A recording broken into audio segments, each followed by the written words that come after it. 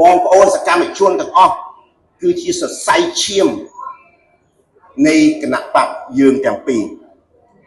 សូម្បីតែតូចមួយស្ទះកន្លែងណាក៏ប៉ះពាល់ដល់សុខភាពយើងដែរអញ្ចឹងមានសារៈសំខាន់មែនទែនដែលនៅក្នុងបងប្អូនដឹងថាសរសៃឈាមនៅក្នុងខ្លួនយើងណាសរសៃឈាមមានសរសៃឈាមយើងមានឃើញយើងឃើញសរសៃឈាមហើយមានពណ៌ខៀវអាពណ៌ខៀវនឹងយ៉ាងម៉េចពណ៌ក្រហមយ៉ាងម៉េចក្នុងខ្លួនយើងមានសរសៃឈាមពីរយ៉ាងបើសិនជាយើងយកសរសៃឈាមទាំងអស់នៅក្នុងបុគ្គលម្នាក់នៅក្នុងខ្លួនខ្ញុំម្នាក់តគ្នានឹងប្រវែងប្រមាណនេះប្រវែងសរសៃឈាមទាំងតូចទាំងធំតែចេញពីបេះដូងយើងដែលវិលត្រឡប់មកបេះដូងយើងនឹងមានប្រមាណមានប្រវែងប្រមាណនេះខ្ញុំសូមសួរបងមួយតែមកចិត្តអត់មានចម្លើយព្រាវឥឡូវបងអូនស្រីដឹងសរសៃឈាមយើងប្រវែងណាហើយបើសិនយើងបូកបន្តគ្នាឥឡូវទៅចម្លើយនេះគឺជាការពិតហើយពេទ្យគេអ្នកសាវជ្រាវហើយគេបូកសរុប 16,000 គីឡូម៉ែត្រហើយបើសិនជាយើងបន្ត16,000 គីឡូម៉ែត្រហ្នឹងយកមកនេះជុំវិញហែនដីវា3ជុំបើសិនជាជិះយន្តហោះអត់ឈប់ជិះយន្តហោះជុំវិញអត់ឈប់យើងទាញខ្សែសរសៃឈាមរបស់យើងហ្នឹងជិះយន្តហោះ8ថ្ងៃអត់ឈប់អញ្ចឹងខ្ញុំចង់បង្ហាញថាអាសរសៃឈាមនៅក្នុងខ្លួនយើងហ្នឹងវែងមែនតើសរសៃឈាមមាន2យ៉ាងមានអាពណ៌ខៀវអាពណ៌ក្រហមវាចេញពីបេះសរសៃក្រហមយកឈាមចេញទៅដើម្បីចិញ្ចឹមកោសិកាពេញខ្លួនយើងទាំងអស់សរសៃឈាមដែលចិញ្ចឹមកោសិកាហើយហ្នឹងវានាំឈាមមកវិញហ្នឹងវាមើលទៅឃើញពណ៌ខៀវហើយក្នុងករណីសរសៃឈាមទូចមួយស្ទះនៅខួរក្បាលយើងនឹងកើតអីជំងឺស្លាប់មកខាងខ្លួនទូចបំផុតស្ទះនៅខួរក្បាលយើងធ្វើឲ្យយើងស្លាប់មកខាងខ្លួនអាចស្លាប់មកខាងខ្លួនបើសិនជាស្ទះនៅជិតបេះដូងធ្វើឲ្យយើងកាំងបេះដូងស្លាប់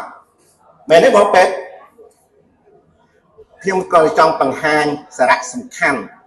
នៃសរសៃឈាមរបស់យើងទាំងធំទាំងតូចមានសារៈសំខាន់ដូចគ្នាហើយខ្ញុំលើករឿងនេះមកនិយាយដោយសារយើងជាគណៈបក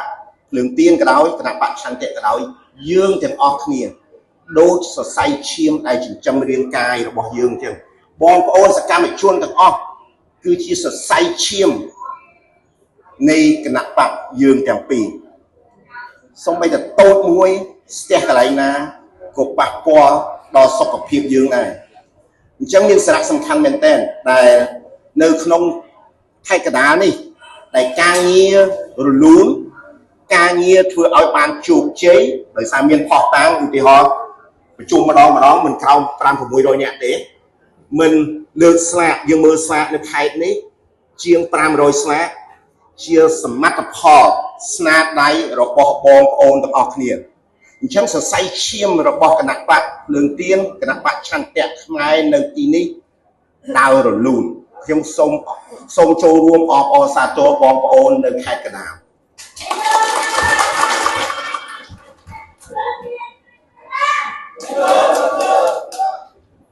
ឥឡូវយើងអាចឆ្លងដែរមានអ្នកខ្លះ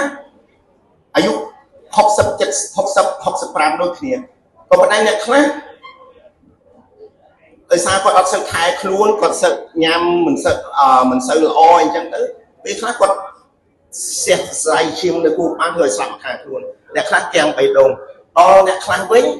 គាត់ថែខ្លួនគាត់ញ៉ាំម្ហូបល្អគាត់ខំហាត់ប្រាណគាត់ខំថែខ្លួន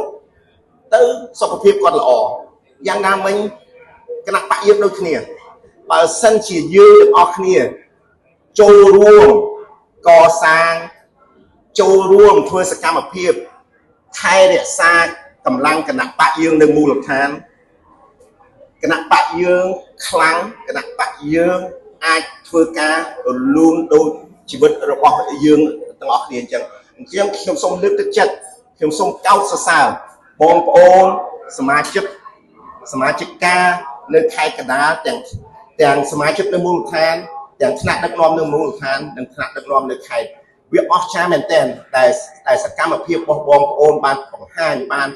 ផ្ដល់សមិទ្ធផលតែគួរឲ្យកោតសរសើរហើយមិនមែនដោយសារតែពីរម្នាក់ដោយសារតែម្នាក់ពីរនាក់ទេគឺការសហការដើររលូនដូចឧទាហរណ៍អញ្ចឹងបើសិនជាបេះដូងយើងខ្លាំងបេះយើងដើរក៏ប៉ុន្តែ